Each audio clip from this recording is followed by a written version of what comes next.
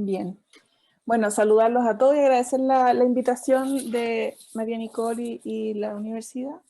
También soy arquitecto de la Universidad de Santiago y participo del Comité de Tecnología y del Comité de Arquitectura Deportiva del Colegio de Arquitectos. Soy revisora independiente de arquitectura también y me he tenido una vida laboral ya de más de 20 años en diferentes áreas de la arquitectura. Hoy día estamos más abocados a la oficina a lo que es paisajismo. He pasado por arquitectura deportiva, piscinas temperadas, gimnasios, estadios, también hemos hecho restauración arquitectónica y también he estado en obra como oficina técnica, por eso hoy día les vamos a hablar de lo que es la labor de la oficina técnica, que probablemente sea un tema a lo que se enfrenten ustedes como egresados una vez que empiecen en el mercado laboral. Es como la primera pega que uno toma, ¿cierto? Y te invitan a trabajar con constructora o desde la parte de la inspección técnica. Ahí están mis datos, me pueden ubicar, la oficina que tenemos se llama Crea Espacio, la pueden seguir en Instagram, y si me quieren hacer alguna consulta, ahí está mi correo electrónico, me pueden ubicar sin problema. Bien, la labor de la oficina técnica y la coordinación de especialidades. La labor de la oficina técnica en una obra de construcción tiene sentido porque se requieren muchos profesionales que puedan aportar su visión respecto de las especialidades de una obra. Perdón.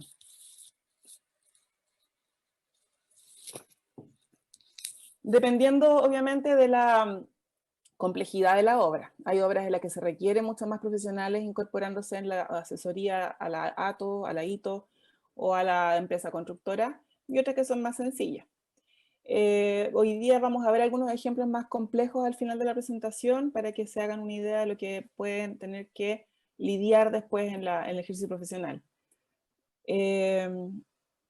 Esta asesoría o oficina técnica de la constructora tiene que ver con los recursos humanos, con los materiales, con las maquinarias, y la idea es que se pueda organizar, resolver las problemáticas que se van presentando, tener contacto con los subcontratistas, estar al día con la planificación en costo y en los plazos de los compromisos que la constructora adquiere. Los profesionales se preocupan de velar por la calidad de la construcción, de respetar la arquitectura y los proyectos de especialidad, en teoría, ojalá fuera así siempre, pero en realidad es lo que se espera, ¿cierto? Y que pregunten antes de modificar proyectos, porque después quedan algunos problemas por esa situación. También entonces catastrar las posibles alteraciones que deban hacerse, ya sea porque el mandante se le ocurrió hacer una extraordinaria, una modificación de proyecto, o porque es inviable alguna solución proyectada por algún especialista dentro de la obra y haya que buscar una alternativa, como un detalle. Todas estas modificaciones o alteraciones, que es algo que no tienen tan en conciencia las constructoras en este país, es que deben ser informadas a la Dirección de Obras Municipal porque es el ente que por ley fiscaliza que las obras queden tal cual fueron proyectadas.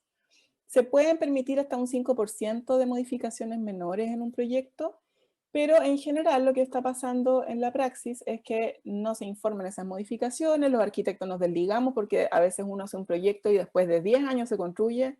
Como decía la Vicky, a veces quedan obsoletas las materialidades que fueron especificadas y no se consulta al arquitecto porque ya no hay contacto, entonces cambian a la pinta del que esté a cargo en el momento los temas. Así que les recomiendo que se preocupen porque hoy día hay una ley que más adelante vamos a ver, de que deben informar y deben tener todos esos respaldos por escrito de los cambios o modificaciones que se le hagan al proyecto. En una obra de construcción se puede tener diferentes fines, por ejemplo, ser una construcción residencial o habitacional, una construcción comercial, industrial, de obras civiles, de equipamiento, institucional, paisajismo y otras tantas que puedan ir saliendo de aquí a futuro. Entonces, evidentemente hay diferentes tipologías y diferentes complejidades de proyecto. El ciclo de un proyecto de arquitectura e ingeniería, ¿cierto? Parte con una idea y luego un perfil de proyecto donde se busca un terreno o se pretende ampliar algún edificio o alguna obra civil como un puente, un túnel, ¿cierto? En general las obras de edificación que están normadas por la Ordenanza General de Urbanismo y Construcciones parten con un permiso ya sea de urbanización, de obra menor, de edificación, de alteración estructural u otro. El mandante decide, con apoyo de la ITO o los proyectistas del proyecto, convocar, por ejemplo, una licitación pública, en el caso que es lo que nos dedicamos nosotros como oficina, principalmente a proyectos del Estado. Pero también podría ser una licitación privada, donde el cliente quiera tener 2 o 3 opciones para poder elegir la mejor oferta de su proyecto. Por lo tanto, hay alguna serie de documentaciones técnicas que componen una licitación. Por ejemplo, las bases administrativas generales, las especiales, términos de referencia, calendarios o cartas GAN, programaciones, plazos mínimos o máximos para ejecutar una obra y por lo tanto multas si no se llegan a plazo, ¿cierto? Y también está una parte que es más legal, que es de garantías del contrato, seguros, pólizas y la parte contractual. Luego se entrega el terreno con un acto formal, se inicia la ejecución de las obras, ¿cierto? Es importante que las constructoras se respalden con la entrega de terreno porque muchas veces el terreno no está tan entregado. Quedan cosas que hay que sacar después, no, mira, fíjate que pensamos que tenías agua pero no tiene, y eso los va retrasando en su programación final. Por lo tanto, cuando reciban el terreno, fíjense que esté realmente en el estado como lo necesitan para poder partir la obra con total libertad. Y si no, esos momentos anotados en el libro de obra van a ser fundamentales para poder después pedir aumentos de plazo o compensaciones económicas. Es exigible entonces que un hito haga la supervisión y el seguimiento de las obras. A veces el mandante no comprende la necesidad de un hito dentro de una obra de mediana envergadura hacia arriba, pero es necesario, y ustedes como profesionales del rubro, la idea es que lo hagan saber y que es bueno que alguien te controle también, porque después te pueden llamar por cualquier problema que hubo y no tienes contraparte técnica a quien explicarle los problemas de proyecto que pudieron haber existido o los inconvenientes que te encontraste en terreno al solucionar una cosa tú solo. Entonces, ya sea una consulta chiquitita o una bien grande, la idea es que siempre haya un hito, una contraparte técnica que entienda de estos temas para poder llegar a soluciones de común acuerdo. El proceso de la obra finaliza con las certificaciones de la edificación. Muchos contratistas también piensan que terminaron de construir, pusieron la última baldosa y yo me voy. Y te quiero entregar las llaves, que me quiero ir. No, un proyecto termina con la recepción de todos los equipos funcionando, con las certificaciones de aguas andinas, por ejemplo, o de la empresa sanitaria, con los certificados de dotación, si es que había que hacer una inscripción en bomberos, si es que había que inscribir el plan de seguridad, si es que había que sacar una recepción final de obra dentro del contrato, por lo tanto contactar al arquitecto revisión independiente que visite la obra si es un proyecto público y terminar con los documentos. Esto es tan clave que los contratistas los documentos como que los miran el último día y es fundamental. A veces pueden demorarse las obras 2 y 3 meses porque no se preocuparon de los papeles con anticipación. Hay a veces documentaciones que pueden estar 3, 4 meses dentro de una institución dando vueltas, como la Seremi de Salud, por ejemplo, y no puedes terminar la obra, no te pueden recibir porque no cumples con todo lo que las bases indican. Y ningún hito va a ser de tripas corazón y te va a entregar una recepción si no están todos los documentos completamente terminados. Por lo tanto, es un tema muy importante que consideren y que vean bien en las bases técnicas si se requieren recepciones finales o no, certificaciones o no. Luego, otro tema a considerar es que tienen que tener en vista los listados de normas técnicas que son obligatorios para una obra de construcción y que están vigentes. Estas normas van cambiando en el tiempo, así que no vale, como decía también Victoria, de estar copiando y pegando los textos de normas técnicas porque estas cosas son orgánicas, se van moviendo, se van actualizando. Aquí hay un pequeño ejemplo de lo que hay, les pongo una página web para que puedan ver las que son obligatorias del ministerio. Está, por ejemplo, la Ordenanza General de Urbanismo y Construcciones, o UC, la Ley General de Urbanismo y Construcciones, la Ley de Medio Ambiente, que muchas veces tienen que ver ustedes con el medio ambiente también, porque puede que haya habido alguna pertinencia y tiene que haber algunas mitigaciones ambientales, y si no estaban enterados dentro de las bases o no lo comprendieron o no consultaron con un asesor experto en la materia, se pueden meter en un tremendo lío. También está vigente la ley del contrato de trabajo, protección de los trabajadores, porque ustedes son solidariamente responsables con los trabajadores de una obra, sobre todo en caso de un accidente o un evento. Está también vigente la ley de calidad.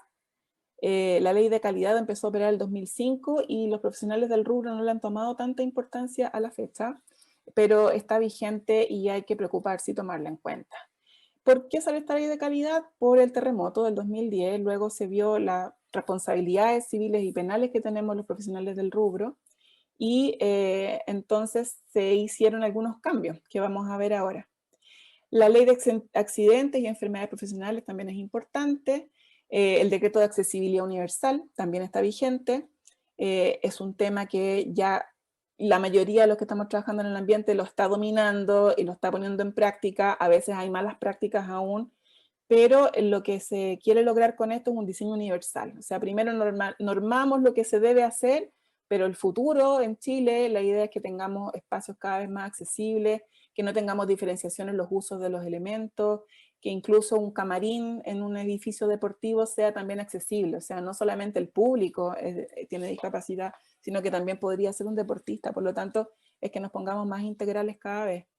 Ahí les dejé una dirección, normas técnicas .mimbu.cl, ahí pueden encontrar los listados de normas técnicas. Por ejemplo, hay más de 119 normas basadas en el Decreto Supremo 10 y más de 92 normas de la Ordenanza General y normas chilenas relacionadas.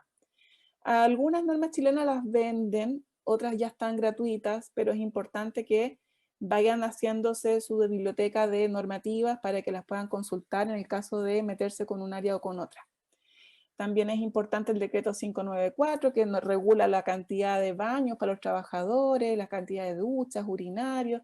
Siempre hay que tenerlo en vista porque en lo que te metas, de hacer un local comercial muy chiquitito, tienes que dar cumplimiento a ciertas cosas y a veces los proyectos no vienen muy completos y es mejor verificar antes que esté cumpliendo a que después que tengas todo construido.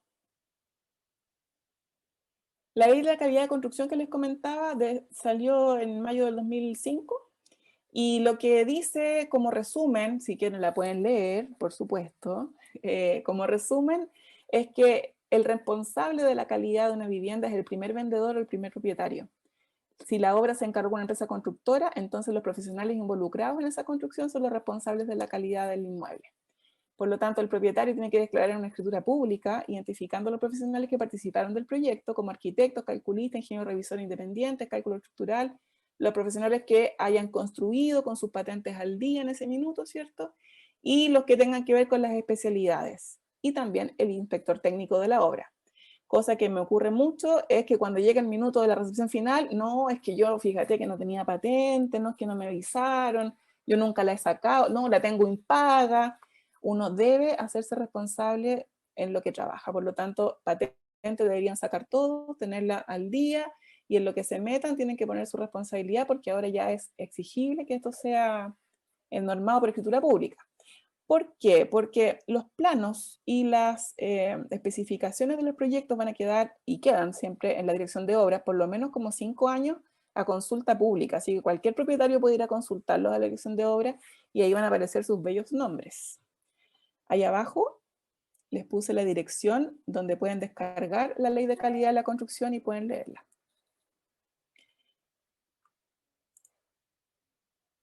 ¿Quién fiscaliza la calidad de una construcción? La Dirección de Obras Municipales, cuando finaliza una obra y chequea que lo construido esté igual que lo que se proyectó, pero no revisa materiales, revisa los trazados, es decir, que no haya crecido el edificio, no se haya achicado, no se hayan corrido hacia un lado. Entonces, eso es lo que revisan. La verdadera calidad la revisa el inspector técnico y ustedes como oficina técnica. La dirección de obra va a mantener esos planos entonces un periodo de 5 años y las acciones legales, si alguien llegara a querer demandar, por daño estructural son 10 años de responsabilidad después de la recepción definitiva de obras. En caso de fallas de elementos constructivos son 5 años. Y en caso de fallas de terminaciones son 3 años a contar de la inscripción del conservador de bienes raíces de esa vivienda. Bien, trabajando en constructoras se van a encontrar con diferentes organigramas. Yo aquí les puse un ejemplo, pero es uno en millones, porque todas las constructoras tienen un organigrama distinto. Algunos son más transversales, otros tienen más departamentos, los que se dedican a vialidad, por ejemplo, tienen otro tipo de departamentos. Aquí por lo menos una estructura chiquitita, debería haber un directorio o gerente general, ¿cierto? Deberían tener un apoyo de asesoría legal, un control de gestión, que es donde se enmarca la oficina técnica y el gerente técnico también.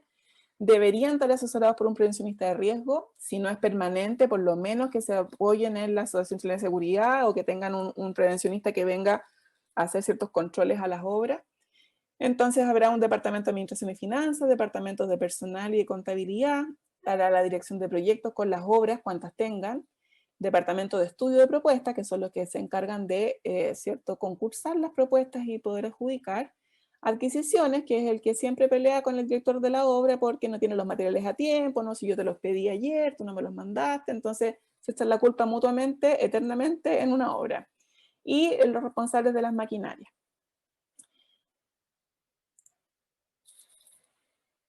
¿Cuál es la labor de la oficina técnica y los roles profesionales en obra? La oficina técnica es el departamento, como les contaba, en la empresa constructora o en una obra encargado de definir los estándares que va a guiar la gestión de estos diferentes proyectos que se lleven a cabo. Es ideal y en algunos casos exigible, sobre todo para los proyectos del Servio o ministeriales, que tengan conocimientos de la norma ISO 9001 y la ISO 10005, que son de gestión de calidad. Cuando vean en las bases técnicas que le ponen que tienen que tener un PAC, eso es un plan un plan de calidad que debe ser implementado en la obra.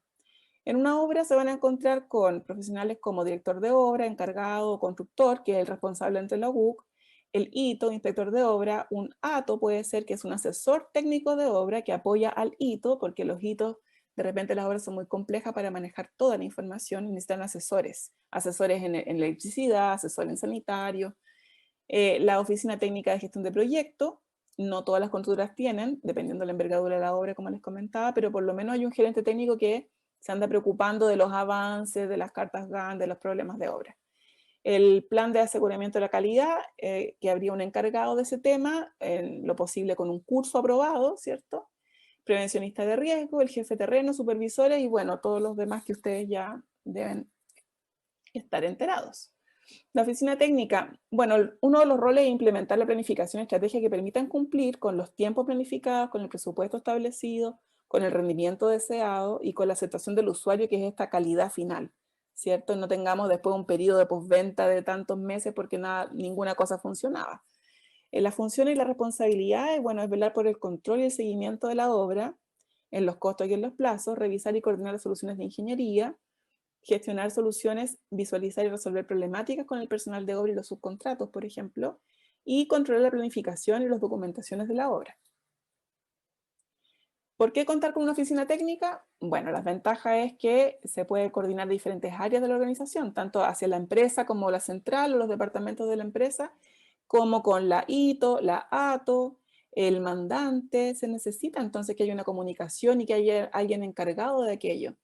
Entonces colaboran con una mayor supervisión y control sobre las obras, disminuyen las faenas fallidas y eso significa que hay menos trabajo rehecho y por lo tanto un ahorro económico en la empresa constructora. Hay una mejor integración y gestión del personal y hay ahorros a largo plazo en un proyecto.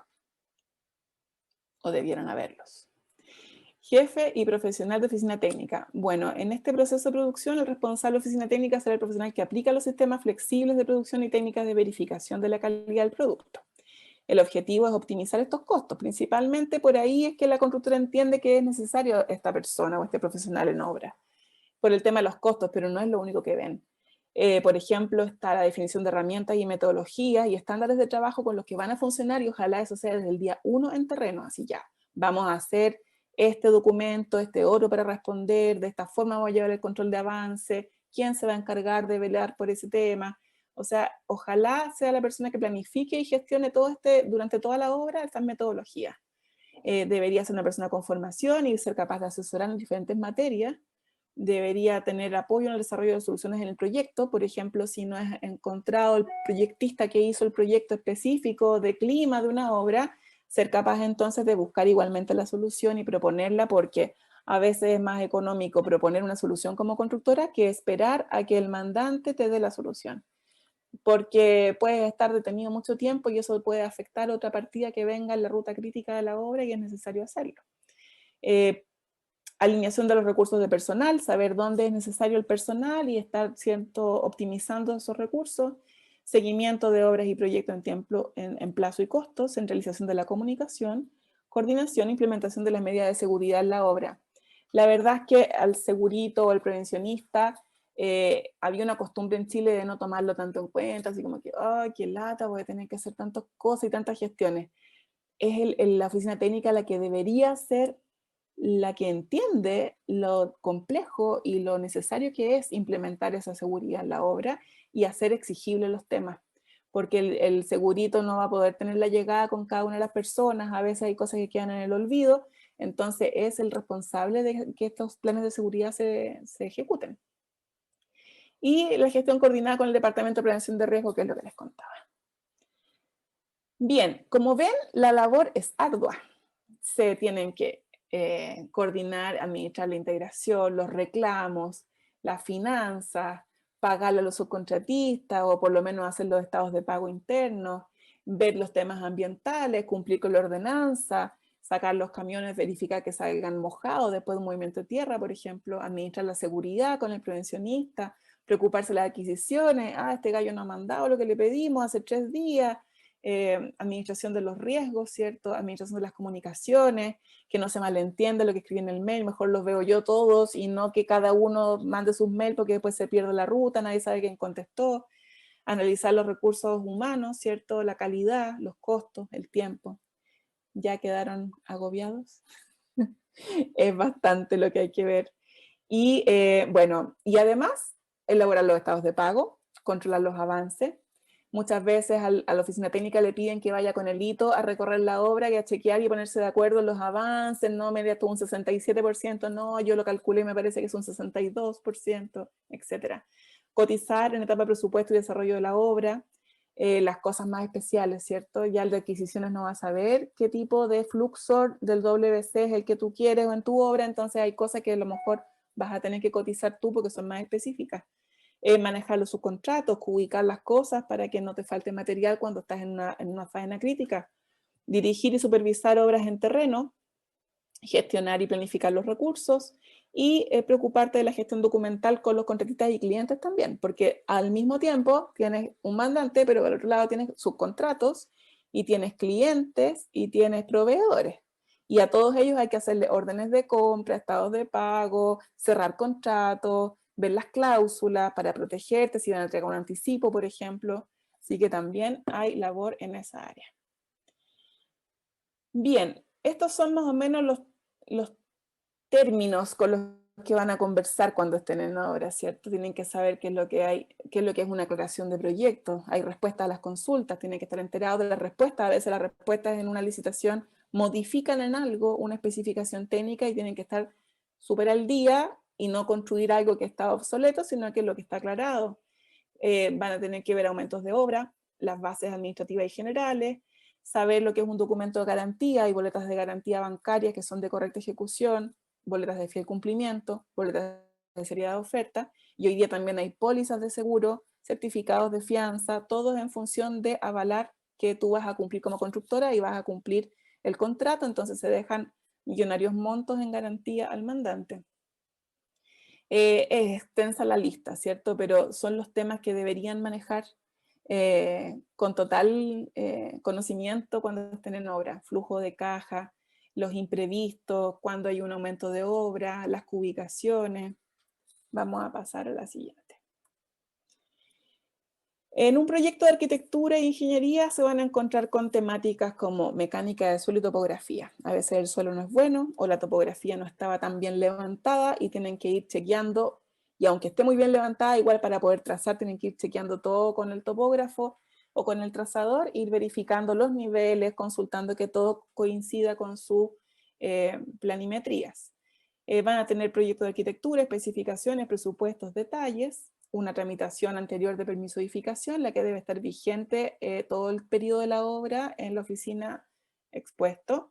Van a tener planos de coordinación en lo posible. No todos los proyectos vienen con planos de coordinación de especificaciones tampoco. A veces les va a tocar la labor de coordinarlos a ustedes. Hoy día con las herramientas BIM está un poquito más fácil poder interactuar con la ITO y con la oficina técnica cuando ya hay manejo de las dos partes en un modelo, pero eso es para obras grandes. La verdad que las obras más chiquititas todavía no ha llegado el BIM, no ha llegado la coordinación de especialidad en los planos, así que se van a encontrar con cosas de repente por separado y que no coinciden, y les va a pasar. Va a haber un revisor independiente de arquitectura que va a tener que revisar la obra cuando la terminen, en un proyecto de uso público, por ejemplo, que son más de 100 personas. Van a tener proyectos de estructura, ingeniero revisor de estructura, proyectos de clima, instalaciones de gas, eléctrica, sanitario, agua potable, riego, tecnificado, un proyecto hidráulico en una piscina, por ejemplo, proyectos de paisajismo, eficiencia energética. Entonces ya empieza a ser más delicado cuando en la constructora le dicen, oye, ¿sabéis qué? Estuquemos con este otro material, o no pongamos esta impermeabilización que especificaron, pongamos esta otra. No, porque cada vez los proyectos están más avanzados en cuanto a los estudios que hay detrás, y probablemente ya esté modelado y esté estudiado que ese es el material específico para que dé cumplimiento a la normativa, por ejemplo. Entonces no puedes llegar y variar los centímetros de estuco o cambiar un material por otro, porque hay algunas cosas que se queman distinto, que reaccionan a la humedad de forma distinta, por lo tanto tienen que cumplir la especificación. Bueno, proyectos de accesibilidad, evacuación, seguridad, resoluciones de la Seremia de Salud para cafeterías, restaurantes, hospitales, ¿cierto? CESFAM, estudios de tránsito urbano y medidas de mitigación. Tienen que estar enterados de esos proyectos también para poder verlos con tiempo y muchas veces hay que coordinarlos también con algunas instituciones públicas, por ejemplo, si les toca meterse con algún semáforo o con hacer vallas peatonales en un paso vehicular. Plan de gestión, marcha blanca, puesta en marcha, todo eso va a tener relación con ustedes. Muchas veces tienen que hacer la inducción con el que instaló el clima, por ejemplo, la inducción al personal del propietario para que ellos también sepan manejar las máquinas, porque si no después les van a decir que a lo mejor ustedes le entregaron mala y ustedes saben que estaba buena. Entonces tienen que haber todos unos procesos de entrega y actas de entrega. Aquí les voy a mostrar un ejemplo. Esta es una piscina que nosotros hicimos en el año 2006 en Peñalolén. Esta piscina es una piscina semiolímpica, tiene una piscina interior, una piscina exterior, un hidromasaje, un jacuzzi, tiene deshumidificador para climatizar el recinto y el agua de la piscina, tiene una caldera a gas, hoy día ya no están ocupando tanto calderas a gas porque es un proyecto más antiguo, gradería con butaca para 200 personas, lucarnas en la cubierta, estructura en base a hormigón prefabricado. Aquí tuvimos que hacer impermeabilización, se nos ocurrió hacer esta loma, ¿cierto? Suave, con vegetación encima, así que por debajo pusimos las máquinas para que tuvieran menos impacto en el proyecto.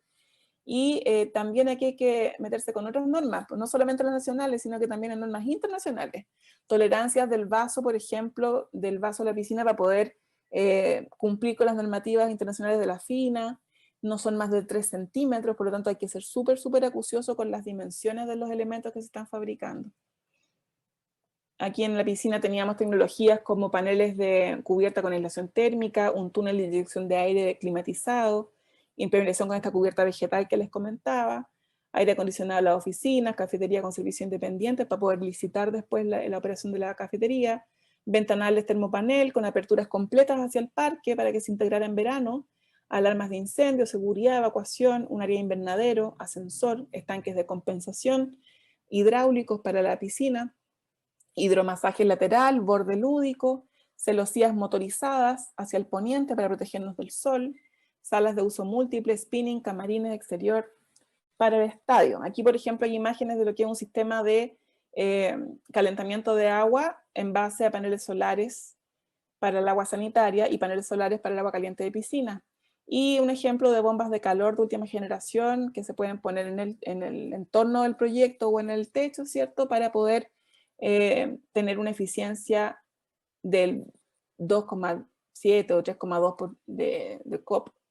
Aquí, por ejemplo, hay otra piscina que es la de San Joaquín, donde también tenemos cubiertas con paneles de aislación incorporada, también hay un túnel, hay, ¿qué cosas difieren? Termopanel, estanque de compensación, aquí hay un sauna, también tienen celosías esta vez hacia el lado norte y está inserta dentro de un parque. Así que el comportamiento de fachadas también tiene muro verde, jardinera. Aquí esto también está hecho en hormigón prefabricado, aquí nos jugamos por hacer también prefabricadas las graderías. Entonces el avance de obra fue bastante más rápido, porque ya tienes todo esto fabricándose en otro lugar, ¿cierto? Y viene después el montaje, que es una faena bastante peligrosa y compleja, pero ya se va armando este puzzle y aparece rápidamente el edificio arriba. Incluso en la programación teníamos que instalar algunos equipos en la sala de máquina y todavía no teníamos ni la cubierta, entonces la constructora iba muy apurada y no quería dejar cosas atrás, como era verano, se le permitió, pero en realidad pasando un montón de alteraciones a los programas oficiales de un proyecto.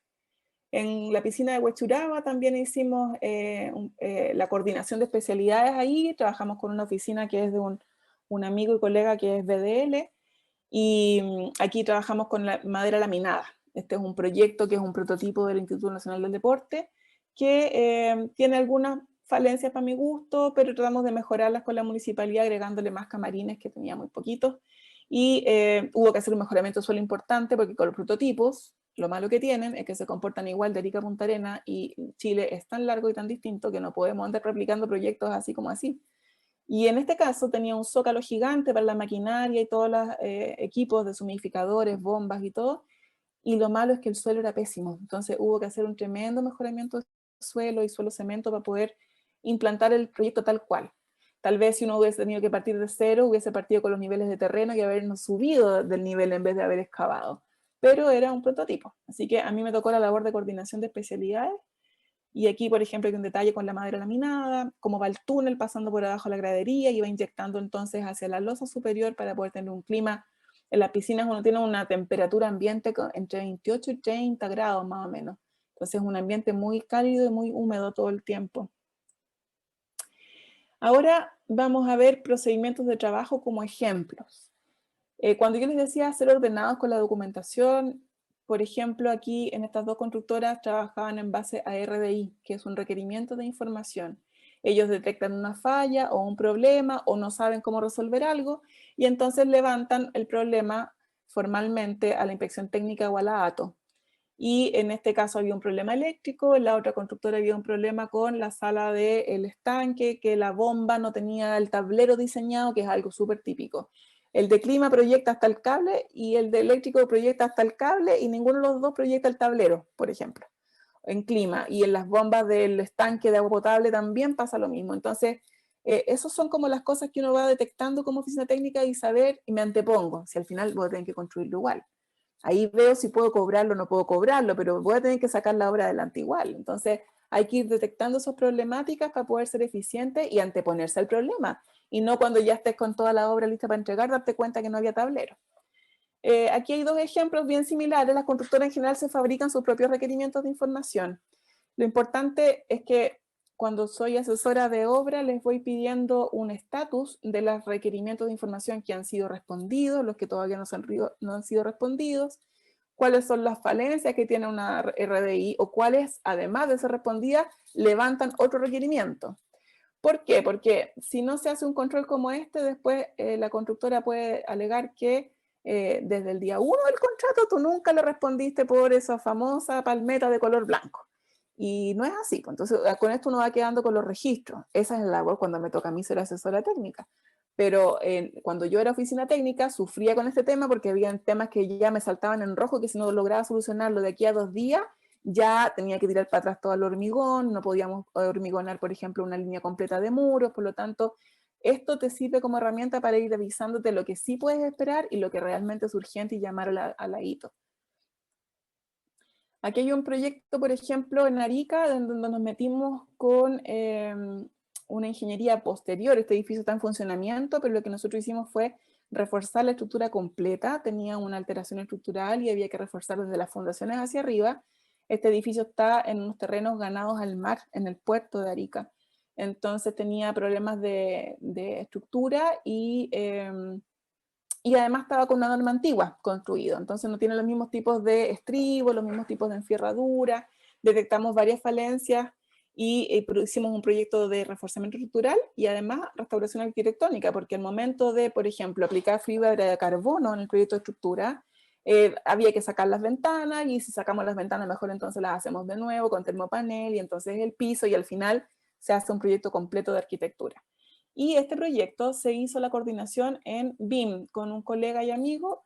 Vimos la coordinación completa de BIM porque ya teníamos los CHAF existentes, pero eran bien enredadas las redes que existían, entonces teníamos que incorporarle clima, que antes no tenía, y tuvimos que hacer todo un proceso en BIM para poder ir viendo cómo se hacía ampliación al edificio, porque le agregábamos una escalera de evacuación, que tenía solo una, y era un edificio público, y le agregábamos todas estas redes nuevas porque lo eléctrico era insuficiente, el agua también era insuficiente. Muchas veces en estos trabajos uno incorpora tecnología de punta como la ingeniería inversa, que significa mediante escáner láser hacer nube de puntos y poder ver exactamente cuáles son las medidas de un edificio existente y entonces poder hacer una arquitectura y una ingeniería mucho más acuciosa con las dimensiones y poder descubrir de repente alturas en cielos que uno no sabe cuánto tienen. Hoy día también existen libros de obra digital, pueden andar con la tablet en la mano recorriendo una obra y saber dónde están parados, cuál es el proyecto y hacer la RD inmediatamente y no tener que esperar a llegar a la oficina para poder hacerlo. A veces son obras muy largas o muy difíciles de recorrer. Y importante también manejar software de control de avance de proyectos, que existen varios, no sé cuáles le están enseñando en la escuela, pero también tienen que saber manejar programación y control de obra. Hay otro tipo de proyectos que son, por ejemplo, la restauración patrimonial, donde también se utiliza la ingeniería inversa, la nube de puntos. Este proyecto es la iglesia de La Viñita en Recoleta, que fue muy dañada por el terremoto, pero resulta que ya había resistido por lo menos 2 terremotos más, entonces nos fuimos encontrando en sus muros con otros refuerzos antiguos, de unos pilares que estaban escondidos entre medio del adobe, le habían cambiado la cubierta, le habían puesto una lata de zinc, porque en algún momento se le cayó la cubierta que tenía de teja de arcilla, habían variado la estructura que antes era unida la casona con la estructura de aquí de la cruz, ¿cierto? Y esto se cambió, entonces tuvimos que aprobarlo con Consejo de Monumentos Nacionales, verificar si volvíamos al mismo color que tenía originalmente o si la dejábamos azul como la gente hoy día la tiene en su memoria. Pero esta iglesia al final era pintada la cal blanca como eran en la época de la colonia las edificaciones. Esta iglesia está en un enclave a los pies de un cerro de la Viña, ¿cierto? Donde se supone que Inés de Suárez hizo la primera lugar para rezar cuando llegaron así a ocupar Santiago. Entonces tiene una historia muy importante detrás, aunque no es la misma iglesia evidentemente, pero ahí encontramos cosas increíbles, tiene frescos pintados en el cielo, tiene un Vía Crucis en los cuadros, en la bodega, maderas nobles en los pavimentos, así que este proyecto fue del MOP y se logró terminar y construir. Mira, nosotros empezamos como el 2013 o 2011 y finalmente se construyó, terminó el año antepasado de terminar este proceso. Entonces, en este tipo de obra no pueden tomar decisiones solos, pues aquí hay que consultar, hay que verificar, a veces uno va descubriendo al demoler un elemento y van saliendo más problemas, como que habían termitas y no se visualizó, o que había otro elemento escondido debajo. Aquí apareció un fresco debajo de un ensordinado y debajo de un adobillo. Bien, procedimientos de trabajo, volvemos, tenemos los informes que hacen las asesorías técnicas a la obra o los informes de la oficina técnica al mandante, que sería su constructora, por ejemplo, donde se van haciendo los avances de cada una de las partidas de un itemizado, se pone el avance que llevan completo a la fecha, el avance físico que tienen, el avance que tenían en la etapa anterior, y se informa con fotografías, se informan los problemas que puedan haber percibido en esos 15 días, qué es lo que te puede estar generando problemas para adelante. Y este es un trabajo que la idea es que vaya siendo retroalimentado con tu director de obra y puedan ir solucionando problemas y visualizando también las posibles ventas que tengan a final de mes con el estado de pago. Esta es la piscina de San Joaquín. Les quería mostrar algo divertido o bueno, que finalmente este es un render.